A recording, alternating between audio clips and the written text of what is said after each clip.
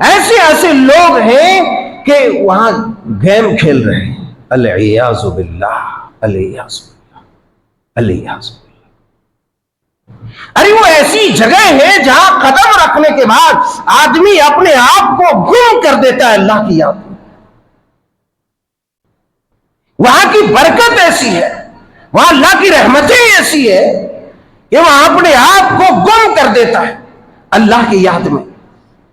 مگر اگر کوئی ایسی حرکتیں کرتا ہے تو یقیناً وہ آدمی بڑا ہی بے ایمان اور بڑا ہی تقوی سے عاری اور خالی انسان ہے، جو بڑا ہی بدبخت ہے کہ ایسی مقدس جگہ میں جا کر کے طواف کے بجائے، ذکر کے بجائے، دعا کے بجائے وہاں پر جو ہے گیم کھیلے اور موبائل چلاوے، الیاذ باللہ۔ کتنی بری بات ہے، کتنی گھٹیا بات ہے۔ دراصل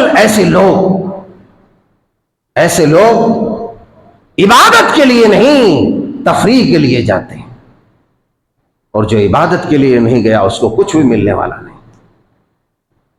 دوسرا جو میں نے دیکھا وہ بتایا گیا کہ عرفات میں کچھ لوگ حالت احرام میں ہیں، بیٹھے ہوئے ہیں، بیک گراؤنڈ بھی دکھ رہا ہے، واللہ اعلم بالصواب۔ بتانے اور کہنے کا مطلب کیا ہے؟ بتانے اور کہنے کا مطلب یہ ہے کہ اس کا برا پرچار نہیں ہے، اس کا مطلب یہ ہے کہ آدمی تقوی بحال کرے اپنی عبادت میں۔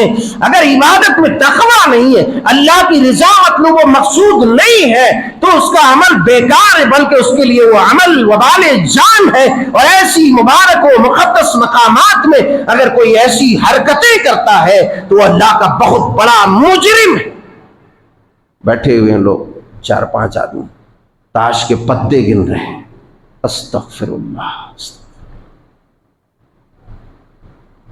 تاش کے پتے گن رہے ہیں۔ کتنی بڑی محرومی، کتنی بڑی بدقسمتی اور کتنی بڑی بدبختی ہے یہ، کتنی بڑی بدبختی ہے۔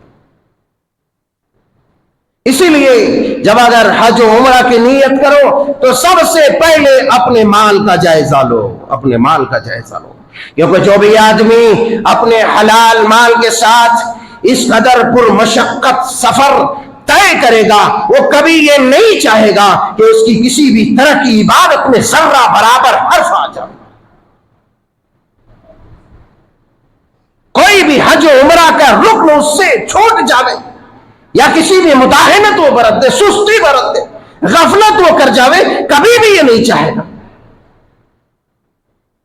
اور جو حلال مال کے سوا حرام سے جاتا ہے تو اس کے لیے تو کچھ بھی نہیں ہے وہاں۔